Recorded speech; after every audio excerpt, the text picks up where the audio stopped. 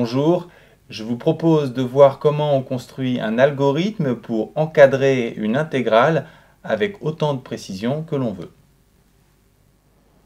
Pour encadrer l'intégrale de cette fonction représentée par cette courbe entre 0 et 1, on va utiliser des rectangles sous la courbe et au-dessus de la courbe.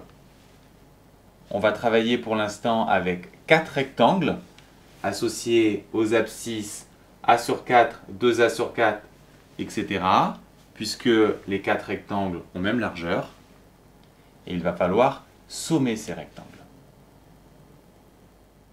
Pour calculer la surface du premier rectangle, hauteur fois largeur, sa hauteur c'est f de 0, sa largeur A sur 4. Pour le deuxième rectangle, même principe, la hauteur cette fois c'est f de A sur 4 et la largeur n'a pas changé.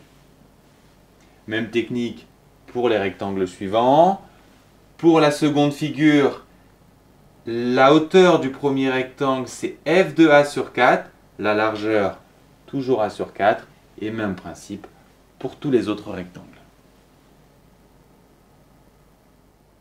Autrement dit, l'intégrale I est comprise entre les surfaces de ces deux sommes de rectangles. Mais attention, cette démonstration ne marche que parce que la fonction est croissante. Si la fonction était décroissante, les formules de S1 et S2 seraient inversées, ce que je vous encourage à vérifier chez vous avec un petit schéma. Pour programmer cet algorithme, il nous faut spécifier les variables et les initialiser. Si vous êtes perdu, je vous renvoie à la vidéo d'algorithme sur les suites où j'ai expliqué comment effectuer une somme. Il nous faut en particulier une variable de stockage pour chaque somme. Pour le cœur du programme qui consiste à ajouter les uns après les autres les différents rectangles, on somme 4 rectangles, donc la variable k va aller de 0 à 3. Pour les formules qui donnent les surfaces des différents rectangles, on s'appuie sur les formules obtenues précédemment.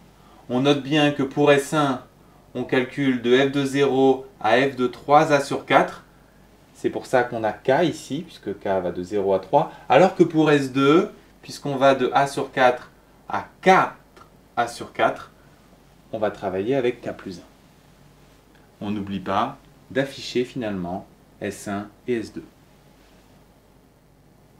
On n'est pas obligé de travailler avec 4 rectangles.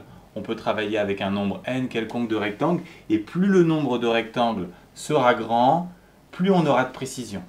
Le programme se modifie comme ceci.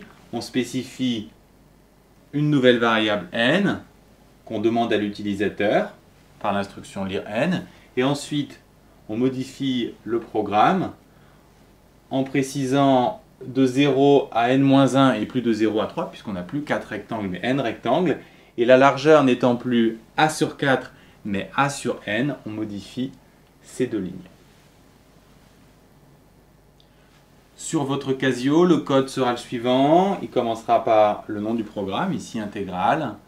Je ne détaille pas les différentes instructions et les opérateurs qui ont été vus dans la vidéo algorithme des suites. Notez bien ici que la calculatrice ne comprendra pas f de k fois sur n. Il faudra donner l'expression associée. Par exemple, si une racine, racine de k fois a sur n.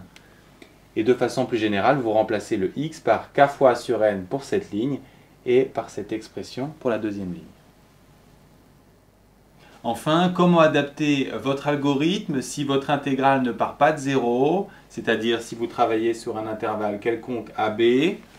La largeur de l'intégrale sera b-a, donc la largeur de chacun des n rectangles sera b-a sur n, ce qui va vous modifier le programme ici au niveau de ces deux lignes en alourdissant un peu ces expressions.